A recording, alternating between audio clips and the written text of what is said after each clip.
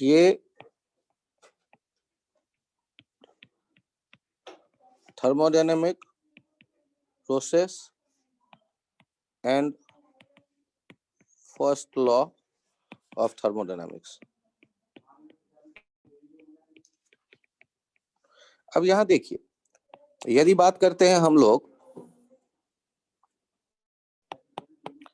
Isochoric process, numbering में change मिले, isochoric process कहते हैं हम लोग जब कहते हैं V कांस्टेंट।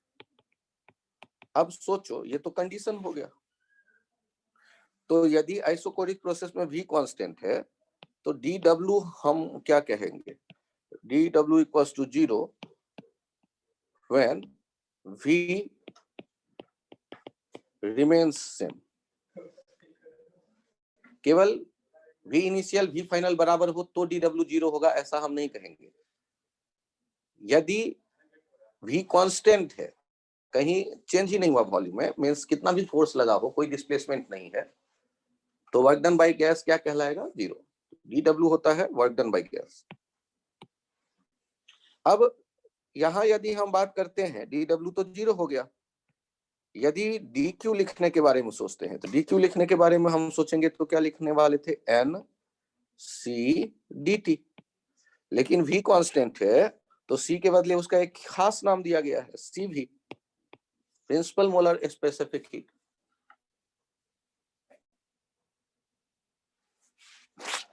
तो आप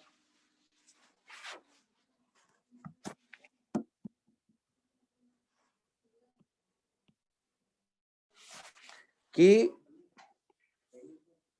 du कैसे लिखा जाए, तो du के लिए क्या था? नेक्स्ट लाइन लिखिए, n f/2 r dt। du के लिए क्या लिखते हैं? n f/2 r dt। और यदि n f/2 r dt लिखते हैं तो यहां अब इमेजिन करिए फर्स्ट लॉ के बारे में। फर्स्ट लॉ कैसे सोचा जाए? तो नाउ फर्स्ट लॉ,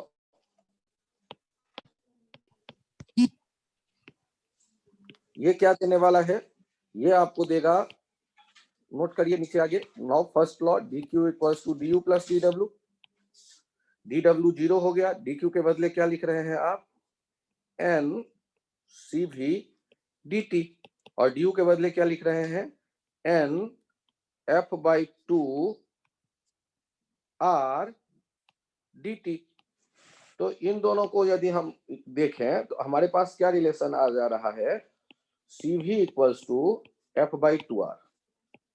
तो यदि हम बात करते हैं for monoatomic gas, cv क्या हो जाएगा? 3/2r। यहां देखिए, यदि स्क्रीन पे सामने, ये यदि इस जगह आप देखना चाहते हैं तो आप ज्वाइन भी कर सकते हो, फोन रखे हुए हो तो ज्वाइन भी करो यदि ज्वाइन करना है तो। यहाँ कनेक्शन का कुछ प्रॉब्लम है। आर के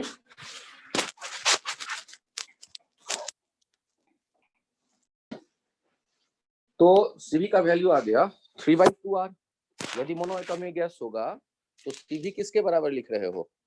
तो सीवी आप बराबर लिख रहे हो f/2r dt में dt दोनों तरफ से कैंसिल आउट हो जाएगा, n दोनों तरफ से कैंसिल आउट हो जाएगा, तो सीवी किसके बराबर आ जाएगा? और सीवी क्या था? 1 मोल के पासवर्ड 1 मोल के कांस्टेंट वॉल्यूम पे यदि आप टेम्परेचर बढ़ाते हो 1 डिग्री सेंटीग्रेड, उसके लिए जो एनर्जी चाहिए होगा उसे प्रोवाइड करने की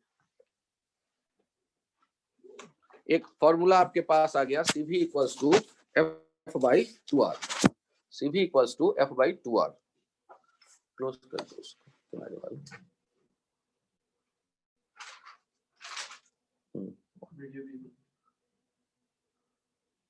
नीचे यहाँ पे स्टॉप वीडियो वाला, ठीक।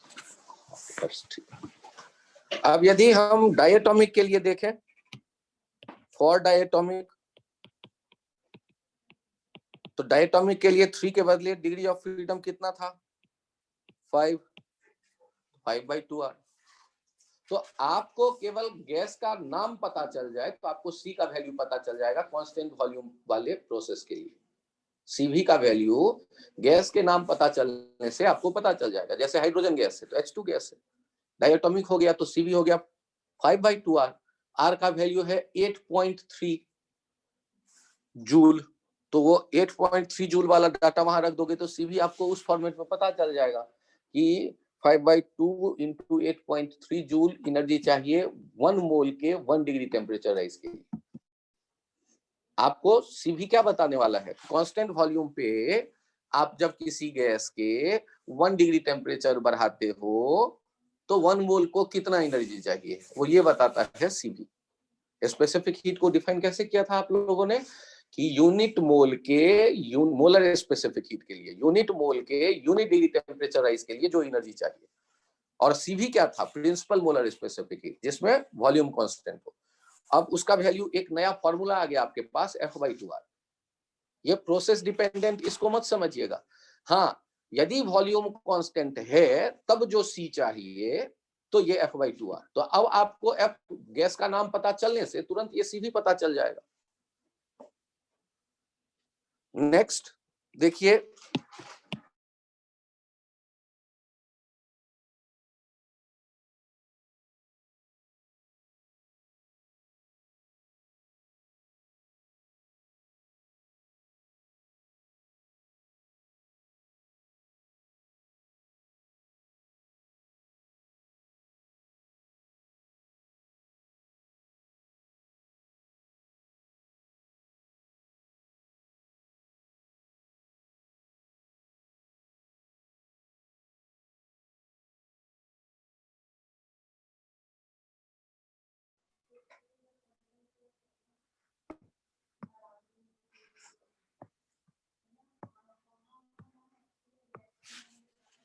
V is directly proportional to T.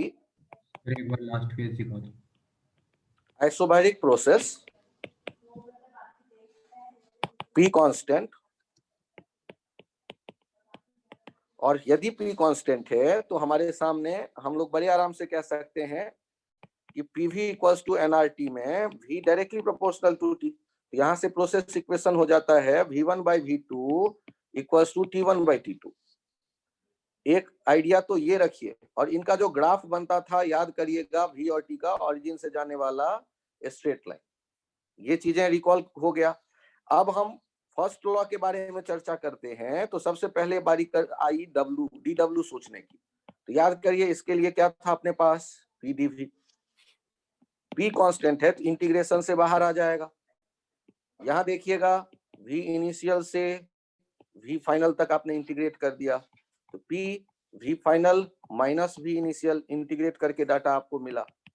P V final minus P V initial, इसको लिख सकते हैं NR T final minus NR T initial. तो वर्क डन जब आइसोबारिक प्रोसेस का आप देखेंगे तो इन दोनों में से जो भी पसंद आए आप फॉर्मूला यूज कर सकते हैं। या तो PV अवेलेबल होगा या NRT अवेलेबल होगा, तो दोनों में से जो आपको पसंद आए आप यूज कर सकते हैं। आइसोबारिक प्रोसेस के लिए हमने देखे कि DW का जो वैल्यू होगा PV final minus PV initial equals to NRT final minus NRT initial. अब आपको मन करे तो इसे ऐसे भी लिख सकते हैं।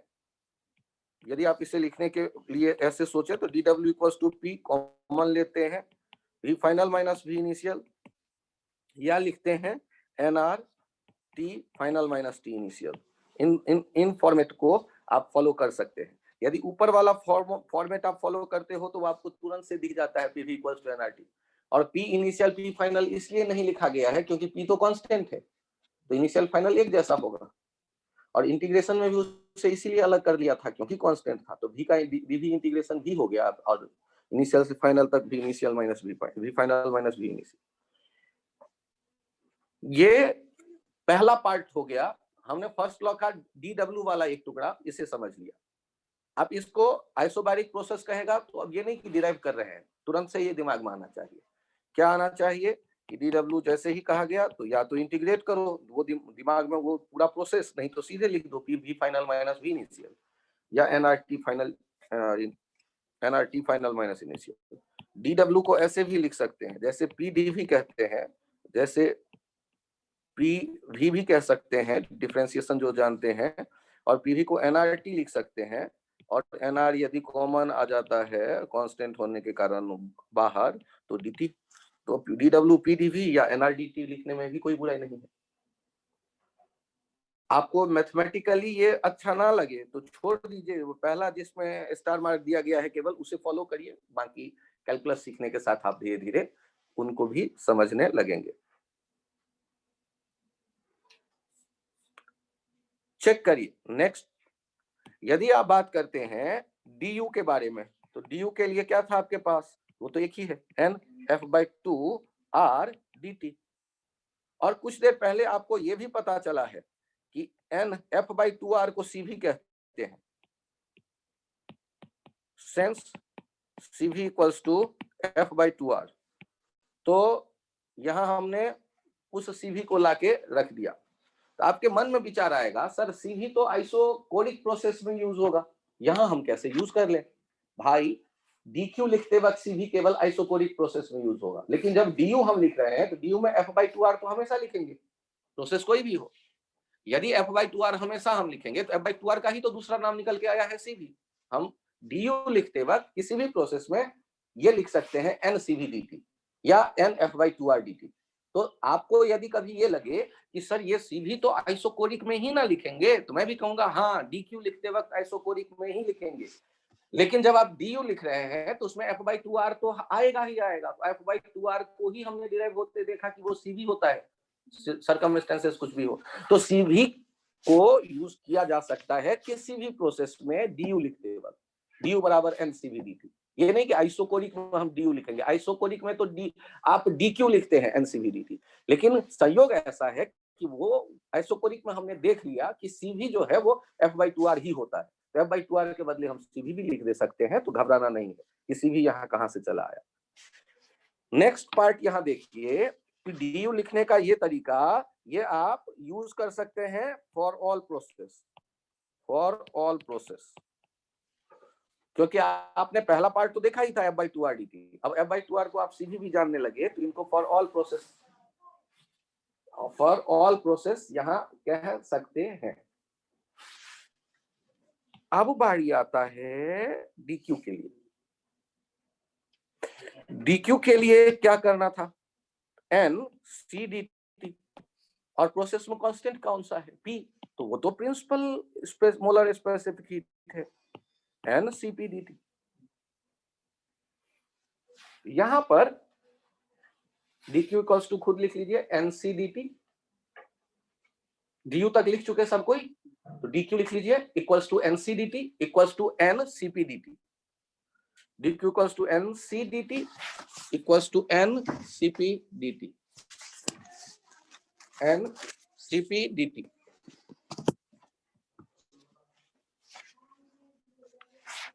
अब मुझे ये बताइए, आपके पास DQ आ गया, आपके पास DU आ गया, और DW भी आ गया, तो फर्स्ट लॉ अब क्या कहने वाला है? तो फर्स्ट लॉ की यदि मैं बात करूं, ये कह रहा है DQ equals to DU plus DW, लिख लो अपने कॉपी पे, first law DQ equals to DU plus DW। अब DQ के नीचे क्या लिख सकते हो आप, स्मॉल n, कैपिटल C और सबस्क्रिप्ट P, क्योंकि कांस्टेंट प्रेशर वाला C, तो स्मॉल n CP और साथ में DT। DU के बदले क्या लिख सकते हैं, NCV/dt। अभी अभी मैंने कहा हर एक प्रोसेस में DU ये लिखा जा सकता है। और DW के लिए क्या कहते हैं, P, अभी अभी हम लोगों ने देखा था, ध्यान दीजिए लास्ट जो आया था लाइन, DW को लिख सकते थे PV final minus V initial, NRT final minus T initial, NRDT। तो DW को लिख सकते थे NRDT। अब यदि ये NRDT लिख सकते थे तो आप में से कुछ स्टूडेंट कहोगे सर ये तो मैं भूल गया, फिर से तो याद करो ना, DW कैसे सोचा था। DW हम लोगों ने देखा था PDV इंटीग्रेट करते वक्त P को इंटीग्रेशन से बाहर ले लिया, P V final minus V initial आ गया डीवी। अब ये P V final minus P V initial को जब देखते थे तो ये दो अलग अलग टुकड़ों को आप अब लिख सकते हैं N R T final minus N R T initial. ये हो गया N R T final minus T initial, और N R T final minus initial को तो एन आर डी टी ही तो कह देंगे, T final minus T initial D T, क्योंकि एन आर कॉन्स्टेंट है तो बगल में T final minus T initial D T, ये तो कोई बड़ा काम नहीं है। अब आप ऊपर वाले एक्सप्रेशन को चेक करिए, क्या यहाँ पर एन डी टी कॉमन है? तो क्या रिलेशन आ गया? तो यहां से एक रिलेशन आ गया, चेक करिए, Cp equals to Cv plus R. तो यहां से रिलेशन आ गया Cp F/2r प्लस आर। एक रिलेशन तो इसको आप कवर करिए, इस पे स्टार मार्क दे दीजिए, इन्हें याद रखेंगे। और एक काम और करिए, Cp minus Cv equals to R. तो यहाँ से पता चल गया Cp बड़ा होता है और Cv छोटा होता है, इसको भी 3 स्टार कर दीजिए। और ये जो नीचे वाला एक्सप्रेशन आया Cp minus Cv equals to R, it is called Mayer's formula. Mayer's formula, it is called Mayer's formula. Cp minus Cv equals to R, सारे कैपिटल सी हैं, मोलर स्पेसिफिक हीट की बात की गई है। तो ये प्रिंसिपल मोलर स्पेसिफिक हीट का रिलेशन है, प्रिंसिपल मोलर स्पेसिफिक हीट का रिलेशन है Cp minus Cv equals to R. तो फर्स्ट लॉ से आपने यहां आइसोबैरिक प्रोसेस में काम किया और आपके पास एक रिजल्ट आ गया Cp minus Cv equals to R. Sir ये Cp equals to F/2r plus R कहां से आया? वहां आप चेक करके देखिए, Cv को तो आप कभी भी रिप्लेस कर सकते हैं F/2r से, तो पहले आप डिराइव कर चुके हैं। सर मोनो एटॉमिक के लिए Cp क्या होगा? तो मोनो एटॉमिक के लिए Cp क्या होगा, आप खुद बताइए। F के वैल्यू 3 आप पुट अप करेंगे तो 3/2r प्लस r हो जाएगा 5/2r। यदि Cp चाहिए डायटोमिक के लिए तो 5/2r plus r mean 7/2r। ये आपको अलग अलग गैस के, यदि पता है कि वो mono atomic, diatomic, triatomic, linear या नॉन लीनियर है, तो बड़े आराम से उनके CpCv हम लिख सकते हैं। CpCv लिखने का मतलब है DQ लिख सकते हैं, क्योंकि DQ लिखते वक्त हमें तो यही पता होना चाहिए यूनिट मोल के लिए कितना एनर्जी 1 डिग्री टेम्परेचर राइज करने के लिए चाहिए, उसी तरह n मोल के लिए भी सोचा जा सकता होगा। नेक्स्ट देखिए, हम चेक कर रहे हैं आइसोथर्मल प्रोसेस। तो जैसे ही आइसोथर्मल प्रोसेस कहते हैं तो इसमें पता ही है सर T कांस्टेंट, और T कांस्टेंट कहते ही PV इक्वल्स टू nRT से आपको पता चल जाएगा PV कांस्टेंट, और PV कांस्टेंट का मतलब P1 V1 equals to P2 V2। और जब इसका ग्राफ हम देखते हैं PV का, तो PV कांस्टेंट का ग्राफ जो होता है वो रेक्टेंगुलर हाइपरबोला होता है।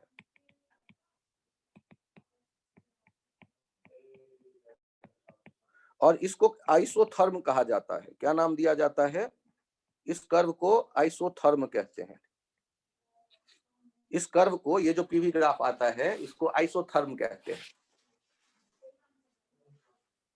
खास क्या है, ये जैसे जैसे V बढ़ता जाएगा P कम होता जाता है। जैसे जैसे V बढ़ता जाएगा P कम होता जाएगा, या V कम करेंगे तो P बढ़ेगा, क्योंकि प्रोडक्ट कांस्टेंट है। यहां एनालिसिस फर्स्ट लॉ के लिए देखते हैं DQ। सबसे पहले DW। तो DW के लिए हम लोगों ने क्या सोचा? एक ही रिलेशन PdV। अब P के बदले हमने क्या लिखा? nRT/VdV। क्यों? क्योंकि since PV equals to nRT, ये हम जानते हैं। तो हम चाहें तो P के बदले लिख सकते हैं nRT/V, यही लाके रख दिया हमने। अब इंटीग्रेशन में nR अलग हो गए, ये dV/V, 1/V dV, और 1/V का इंटीग्रेशन आप जानते हैं ln-V, कहां से कहां तक?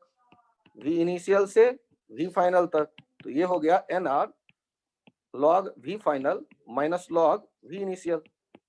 और अब ये बताइए log a minus log b अभी आपने फिर पढ़ा होगा एक बार, log v log a by b, v final by v initial.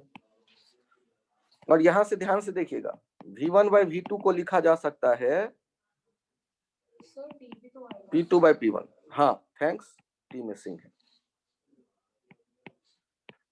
Thank you. ये nRT log v final by v initial, या इसको ऐसे भी लिख सकते हैं nRT log p initial by p final, या p1 by p2 v2 by v1 होता है, या v2 by v1 p1 by p2 होगा। तो v final by v initial को आप लिख सकते हैं v p initial by p final. यहां नेचुरल लॉगरिथमिक को यदि बेस 10 में कन्वर्ट करते हैं तो एक टुकड़ा आता है, ध्यान रखिएगा 2.303, बाकी चीजें वैसे ही। nRT ln जो है उसको log अब आप लिख सकते हैं बेस 10 वाला, v final by v initial, या यही यहां भी 2.303 nRT ln p initial by p final, यहां भी आप यूज कर सकते हैं। ये लास्ट वाले दोनों लाइन आपको ध्यान रखने हैं, कोई भी यूज करना पड़ सकता है। dw equals to nRT ln वाला, और यदि ln को log में बदलते हैं तो 2.303 nRT log v final by v initial. तो जब हम आइसोथर्मल कहेंगे तो वर्क डन के लिए या तो पूरा प्रोसेस इंटीग्रेशन के बाद आपके दिमाग में आएगा, तो जब हम 12th में उतना मैथमेटिक्स प्रैक्टिस कर लेंगे तो वो आसान है। लेकिन अभी हमारे लिए क्या जरूरी है कि हम रिजल्ट को ध्यान रखें, nRT log v final by v initial. वैसे इंटीग्रेशन मुश्किल नहीं है, 1/x का इंटीग्रेशन log x होता है, 1/v का इंटीग्रेशन log v हो गया, log v हो गया तो अब लिमिट क्या रखेंगे, इनिशियल से फाइनल, तो log v final minus log v initial.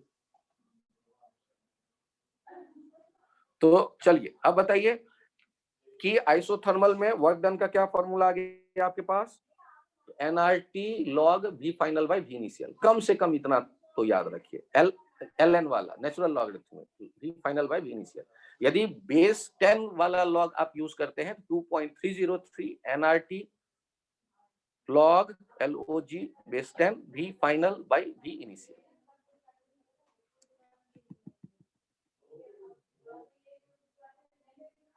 आप एक तो ग्राफ देखिए, ध्यान रखिएगा ये स्ट्रेट लाइन नहीं है, y equals to mx straight line होता है, लेकिन xy कांस्टेंट स्ट्रेट लाइन नहीं है, वो एक रेक्टेंगुलर हाइपरबोला है। सर नीचे राइट साइड में ln की जगह log आना चाहिए ना? हाँ प्लीज उसे लॉग कर दीजिए, 2.303 जब यूज करेंगे तो log यूज होगा। Thank you. 2.303 जब आप यूज कर रहे हैं तो log log बेस 10। अब एनालिसिस कंप्लीट नहीं हुआ, dw हमें पता चला, du के बारे में देखिए तो सारे प्रोसेस के लिए nf/2 r dt, और हमने आज ये भी देख लिया है कि इसको क्या और लिखा जा सकता है, ncv dt। तो du इस केस में भी यही होगा, nf/2 r dt या ncv dt। और याद करिए dq के लिए क्या है, तो आपने सोचा था nc dt, तो c कौन सा, तो ये सिंबल किताबों में नहीं है, मैं यूज कर रहा हूं ct। तो याद करिए ct हो कहा था हमने इनफाइनाइट, और dt दिख रहा है 0, तो ये जो है ये है not defined, not defined, infinite into 0। तो आपको ये लाइन नहीं यूज करना, आप फर्स्ट लॉ यूज करिएगा, dq equals to du plus dw। तो du आपको पता है ncv dt, और dw पता है, और ये nRT ln v final by v initial. आप डायरेक्ट ये यूज कर सकते हैं dq के लिए। dq यदि आइसोथर्मल में चाहिए तो आपको du ढूंढना है, dw ढूंढना है, उनको ऐड करना है। अच्छा याद करो, du को एक बार और देखो और मुझे ये बताओ क्या टेम्परेचर बदल रहा है, तो टेम्परेचर तो बदला ही नहीं, तो dt क्या हो जाएगा 0। क्यों, क्योंकि सिंस t कांस्टेंट, तो t कांस्टेंट है तो dt तो 0 हो गया। तो यहां से ये भी देखना ना, du 0 होगा। ये चाहे ऊपर वाला कोई भी फॉर्मूला यूज करो, चाहे nF/2R dt या nCV dt, वो 0 हो जाएगा। जब आइसोथर्मल प्रोसेस की बात करेंगे तो उसके लिए जो specific heat, molar specific heat होगा, इसको हमने कितना याद रखने को कहा आपसे? आइसोथर्मल, आप 1 डिग्री टेम्परेचर बढ़ाने की कोशिश शुरू करो, हीट देते जाओ देते जाओ देते जाओ, प्रोसेस है आइसोथर्मल, टेम्परेचर बढ़ेगा नहीं, तो थक के आप क्या कहोगे? अरे शायद इनफाइनाइट हीट दे दूं तो 1 डिग्री टेम्परेचर बढ़े। तो आइसोथर्मल प्रोसेस के लिए सी कितना होना चाहिए? इनफाइनाइट, और dt 0 है, infinite into 0 means not defined. तो ये dq बराबर nc dt यूज नहीं आएगा। यहाँ कौन सा यूज होगा? यहाँ यूज होगा dq बराबर du प्लस dw। अब यहाँ गौर करिए, तो आपको क्या पता चल गया? यदि मैं देखता हूं तो du दिख गया 0, और dq जो दिख रहा है वो लिखने का du प्लस dw वाला तरीका। तो यहां से इस डब्बे को हटा करके इस डब्बे को मैं नीचे शिफ्ट कर देता हूं, क्योंकि du लिखने के लिए आपके पास आ गया है dw। ये सीधा सीधा ये nRT ln v final by v initial, nRT v final by v initial। आप बेस 10 में जाना चाहेंगे तो 2.303 पीछे आ जाएगा। इसको स्टार कर दीजिए कि dq लिखने का यही तरीका होगा। dq dw के बराबर होगा आइसोथर्मल में, क्योंकि du 0 हो जाता है। dq dw के बराबर होगा आइसोथर्मल प्रोसेस में, क्योंकि du 0 है।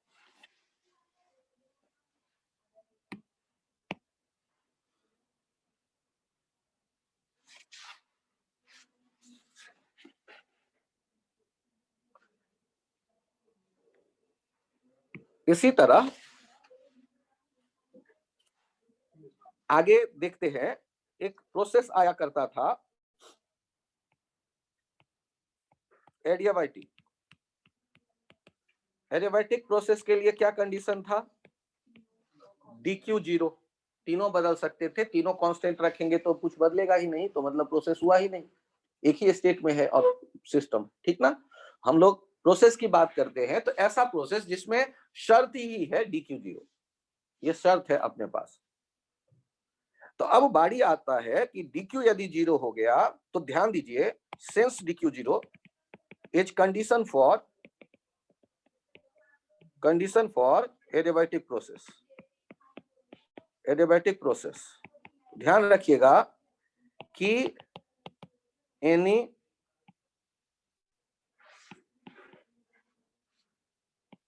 abrupt process or sudden change or very fast process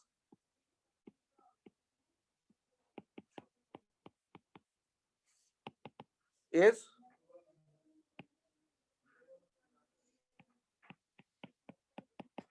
generally is an adiabatic process।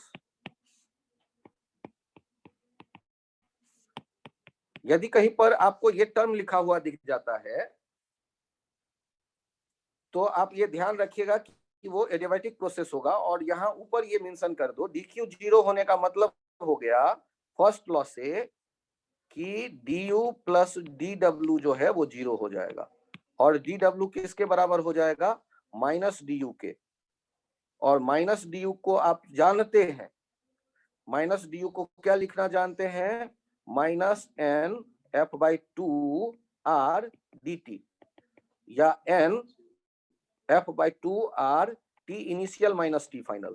क्यों? क्योंकि माइनस जो है ना dt के साथ रखोगे तो वो t initial minus t final हो जाएगा।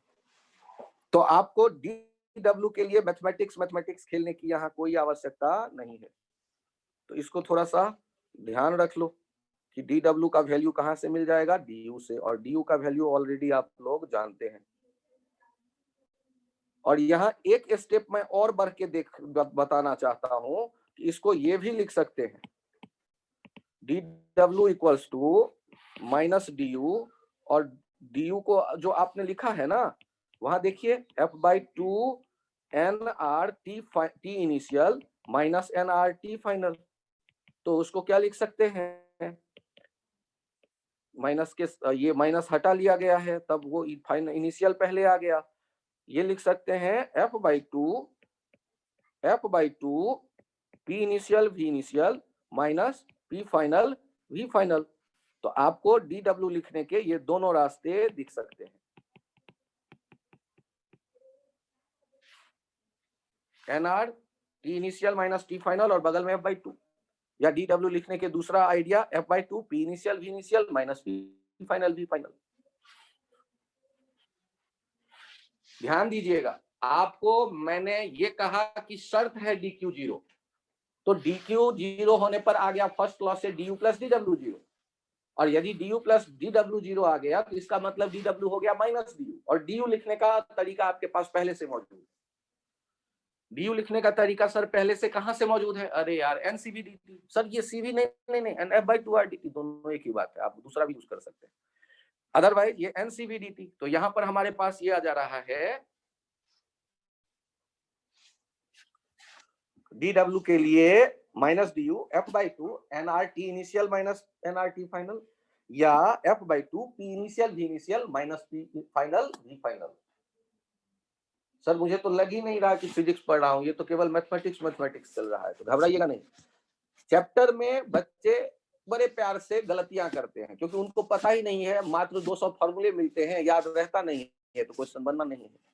और 200 फॉर्मूले याद रखने का क्या तरीका हो सकता है, या तो 2000 बार उन्हें लिखो, याद हो जाएगा, जो इंसान आलसी होता है, या सिस्टमैटिक वे में एक कहानी बना करके बार बार डिराइव करो, तो स्टेप के साथ दिमाग में सेट रहेगा कि हाँ DQ 0 इसका शर्त है।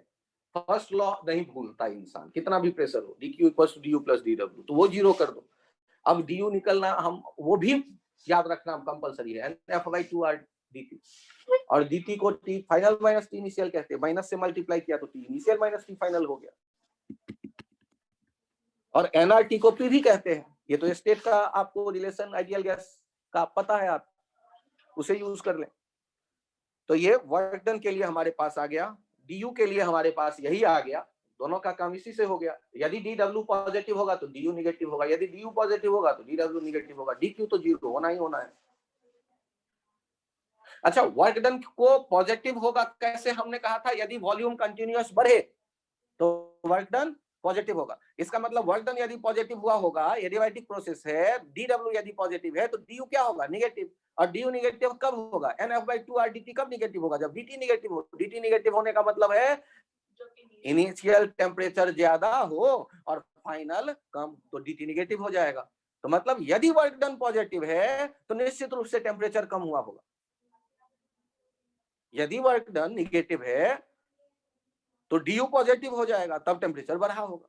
यदि वर्क डन निगेटिव है, सोच के देखो, यदि DW निगेटिव है तो DU पॉजिटिव होगा, DU पॉजिटिव होगा मतलब DT ग्रेटर देन 0, मतलब T final is greater than T initial, temperature बढ़ा होगा।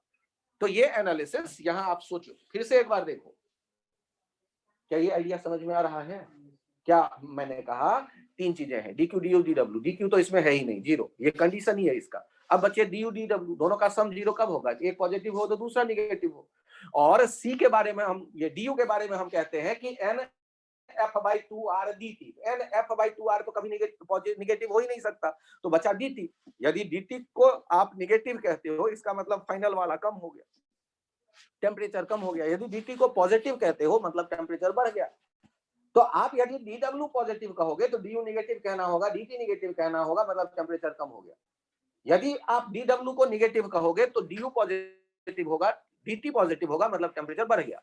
तो ये एनालिसिस यहां पर बार बार आप अपने दिमाग को तैयार करो सोचने के लिए एडियाबैटिक प्रोसेस में। यहां एक प्रोसेस इक्वेशन हुआ करता है, प्रोसेस इक्वेशन ये होता है PV to the power gamma constant for adiabatic process. ये PV to the power gamma constant का मतलब हो जाता है P1 V1 to the power gamma equals to P2 V2 to the power gamma. और आपके मन में ये जिज्ञासा आएगा, where gamma equals to Cp by Cv, F by 2R plus R, F by 2R, 1 plus 2 by F, R cancel out हो जाएगा। और इस गामा को कहते हैं हम लोग, गामा जो है इसे कहते हैं एडियाबैटिक एक्सपोनेंट, एडियाबैटिक एक्सपोनेंट। ये एडियाबैटिक प्रोसेस के लिए हम लोग जानते हैं कि dq यदि 0 है तो dq 0 होने का मतलब है उससे ये डिराइव होकर चला आएगा pv to the power gamma constant. और यदि एक बार आपने डिराइव कर लिया तो इनको आगे के लिए याद रखते हैं कि एडियाबैटिक प्रोसेस के लिए pv to the power gamma constant हुआ करेगा। गामा का क्या होगा? गामा एक नंबर है। गामा कौन सा नंबर है? Cp by Cv, F by 2R plus R upon R। अरे F by 2R plus R तो आपने Cp डिराइव किया था और Cv अलग से देखा था F by 2R। देखिए F by 2R से न्यूमरेटर डिनोमिनेटर में डिवाइड करते हुए तो पहला वाला पार्ट 1 हो गया, दूसरा वाला पार्ट 2 by F हो गया। ठीक है, तो 1 plus 2 by F, R cancel out हो गया। अब बताइए मुझे गामा मोनो एटॉमिक के लिए कितना हो जाएगा? गामा मोनो एटॉमिक के लिए कितना हो जाएगा? 1 plus 2 by 3, 5 by 3। डायटॉमिक के लिए कितना हो जाएगा? 1 plus 2 by 5, 7 by 5। ट्राइटॉमिक के या नॉन लीनियर के लिए कितना हो जाएगा? 1 plus 2 by 6, 4 by 3। चेक कर लेना कितना, 4 by 3 I think so. Check कर लो कोई गड़बड़ है क्या? 1 plus 2 by 3 हो गया 5 by 3, 1 plus 2 by 6 जो होगा वो 2 3 3 4 4 by 3। ठीक, यहां पर आप चेक कर सकते हैं किसके लिए? मोनो, ये डाई, ट्राई और पॉली नॉन लीनियर। तो आपके पास गामा फिक्स वैल्यू की तरह दिख रहा है गामा, और गामा का जो वैल्यू है उसको न्यूमेरिक में हम यदि याद रखने की कोशिश करते हैं तो ये 1.7, 1.4, 1.3 ऐसे मैं कोशिश करता हूं तो ये याद रहे। Mono, di, try. एक्चुअली में 1.67 होता है जिसको मैं याद रखने में आसानी के लिए यहाँ 1.7 कह देता हूँ। 3 4 7 या 7 4 और 3, 1.7, 1.4, 1.3। Mono, di, tri, 1.7, 1.4, 1.3। Mono, di, tri, 1.7, 1.4, 1.3। Tri कहता हूँ, ट्राई नॉन लीनियर। लीनियर हो जाएगा तो फिर वो डाई की तरह हो जाएगा।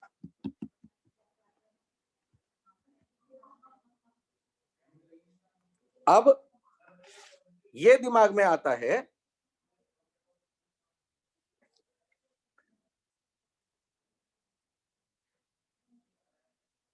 कि सर, अच्छा यहां तक नोट कर लिया आप लोगों ने? Yes sir.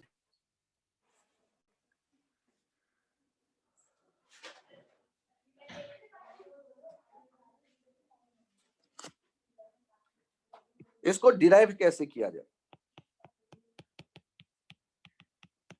तो डेरिवेशन के लिए रास्ता क्या है अपने पास? ये मुझे भी याद नहीं रहता, आप भी देखोगे तो बस एक बार देखना है, याद रहे ना रहे, रिजल्ट याद रहना चाहिए कि एडियाबैटिक प्रोसेस के लिए ये जो पिछला अभी आपने रिलेशन देखा PV to the power gamma constant कहां से लाओगे? तो शर्त तो मेरे पास क्या है? Starting dq 0। तो इससे हमें क्या पता चल गया? du plus dw 0। du हमने कैसे लिखना सीखा? n cv dt।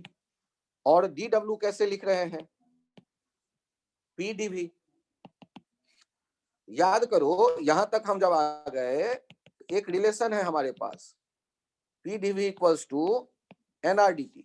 यदि हम pv का sorry nrt, pv equals to nrt, ideal gas equation.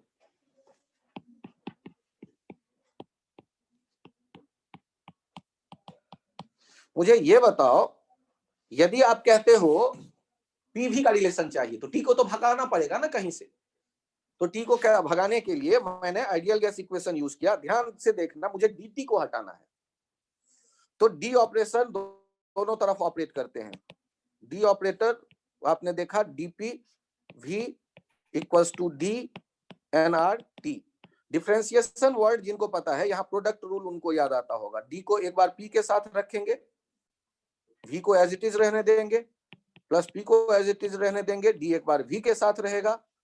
चूंकि दोनों वेरिएबल थे इसलिए बारी बारी से उनको डी ऑपरेटर ऑपरेट होते देखा हमने। एन आर कॉन्स्टेंट है तो वो अलग हट जाएगा, डी टी के साथ आएगा। यहां से आपके पास जो dt का वैल्यू है या n dt का वैल्यू है वो ले जा करके रख दीजिए। ये इक्वेशन 1 देखिए और ये इक्वेशन 2 देखिए, फ्रॉम 1 एंड 2। ध्यान से देखिएगा, आपने n cv dt को किससे डिवाइड किया? n cv dt को किससे डिवाइड कर दिया?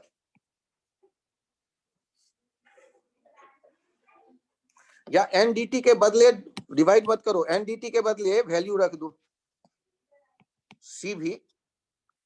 एन डी टी के बदले वैल्यू रख रहा हूं, ध्यान देना, DP DP into V plus P into D V by R, याद करिएगा ये, plus P D V equals to 0।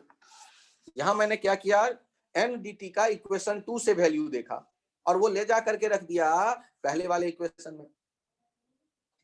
अब आर से मैं मल्टीप्लाई करके देखना चाहूं तो बगल में आ जाएगा और सी भी को हर एक के साथ भेज देता हूं। यहां ऊपर मैं लिख रहा हूं C V into DP into V plus C V into P into D V plus R into P into D V equals to 0। अब यहां गौर करिए, C V D P into V plus P D V common ले लो, सी भी plus are और साथ में आ गया P D V equals to 0। आपको ये मैंने पहले ही कहा कि ये जो मैथमेटिकल एस्पेक्ट्स है वो आपको पसंद आए ना आए देखना है एक बार। सी भी डीपी इंटू वी, और याद करो ये जो ब्रैकेट वाला डाटा है सी भी प्लस आर का क्या कोई मेयर्स फार्मूला से रिलेशन याद आ रहा है? सीपी माइनस सी भी आर हुआ करता था, तो सी भी प्लस आर किसके बराबर हो जाएगा? सीपी के। सी भी प्लस आर किसके बराबर हो जाएगा? सीपी के। CP into P into D V equals to 0। अब आप लेफ्ट साइड से राइट साइड में लेकर के चले जाते हैं यदि एक्सप्रेशन के एक टुकड़े को।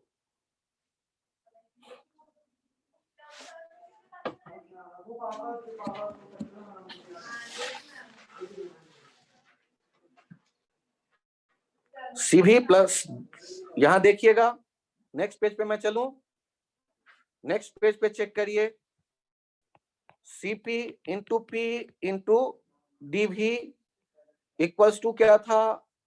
Minus C V into V into DP, और यहां सीपी बाई सी वी। ध्यान से देखिएगा, सीपी बाई सी वी। आप यदि इक्वल्स टू के दूसरे तरफ नहीं भी ले जाते, एक तरफ रखना चाहते वो भी चल सकता है, अदरवाइज आप ऐसे देखिए। और यहां पर आ गया DV by V minus DP by P, और सीपी बाई सी भी एक कांस्टेंट की तरह यूज कर देते हैं, गामा कह देते हैं इस डाटा को। डीवी बाई वी गामा लिखते वक्त ये छोटा आर जैसा कर देते हैं और वी से वो अलग रखिएगा दिमाग में, माइनस डीपी बाई पी। अब मुझे बताओ 1/x का इंटीग्रेशन याद है आप लोगों को? 1/x का इंटीग्रेशन याद है? log x, तो वो यूज कर लीजिए, gamma ln v minus ln p plus integration का कोई भी कांस्टेंट d। यहां से आप चेक कर लीजिए, ये लॉग वाला लेफ्ट साइड में लेते आइए, ln p ln v to the power gamma equals to d। ये गामा लॉग में v के ऊपर पहुंच गया, देखिएगा। और log a plus log v को भी आप लिखना जानते हैं I think, p v to the power gamma ln में आ गया प्रोडक्ट में, ये equals to d, p v to the power gamma equals to e to the power d, या p v to the power gamma equals to constant. अरे sir इतना कौन याद रखेगा, तो मैं कौन सा कहता हूं ये याद रखना है। d is integration constant. जब हम इंटीग्रेट करते हैं किसी एक्सप्रेशन को, एक कांस्टेंट ले आते हैं, ये d इंटीग्रेशन कांस्टेंट। चूंकि ये कांस्टेंट है तो इसका मतलब होगा e to the power d जो है वो भी कांस्टेंट होगा। कांस्टेंट को यदि e के एक्सपोनेंशियल के पावर बनाते हैं d, तो वो भी एक कांस्टेंट होगा। तो हमें बाद में ये पता चल गया pv to the power gamma जो है वो क्या है, कांस्टेंट। ये डेरिवेशन एक बार देखना जरूरी है, रिजल्ट याद रखना ज्यादा जरूरी है। रिजल्ट याद रखना ज्यादा जरूरी है, pv to the power gamma constant. अच्छा, जब आप बात करते हैं pv to the power gamma constant, pv to the power gamma constant, ये किस प्रोसेस में अभी चल रहे हैं, भूल गए होंगे इतने देर में। एडियाबैटिक प्रोसेस, जिसमें शर्त क्या था, dq0 या वेरी फास्ट या एब्रप्ट चेंज कहीं होता है तो उसे एडियाबैटिक कहते हैं। ये तो आपको प्रोसेस इक्वेशन एक मिला ना, ये किसका रिलेशन है, pv का। तो अब बताइए tv का रिलेशन कहां से आएगा, तो ध्यान से देखिए, p के बदले आप लिख सकते हैं nRT by v, v to the power gamma equals to constant. तो यहां से क्या आ गया, t v to the power gamma minus 1 constant. ये r तो कांस्टेंट ऑलरेडी था, तो v के पावर गामा माइनस 1 और ये हो गया कांस्टेंट, t v के पावर गामा माइनस 1 कांस्टेंट। सोचिए, यदि हम p और t का रिलेशन चाहते हैं, तो p और t का रिलेशन चाहते हैं तो इसका मतलब है v को रहने दो, v को हटा दो, t के फॉर्मेट में ले जाओ, n r t by p।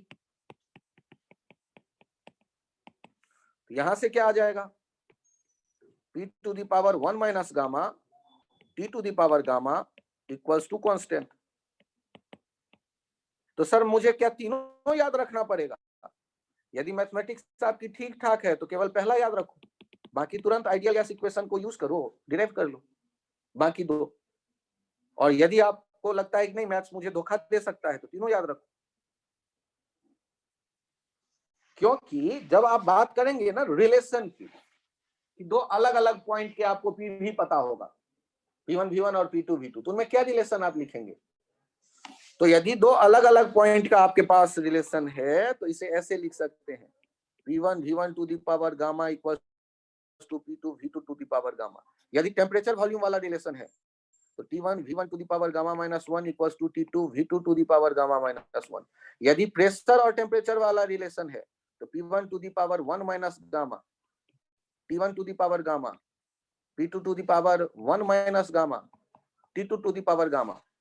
ऐसे हम लोग ये यूज कर सकते हैं प्रोसेस इक्वेशंस। तो ये जो है तीनों के तीनों ये कहलाते हैं process equation. Process equation, process equation. बड़ा टफ काम हो गया ये तो।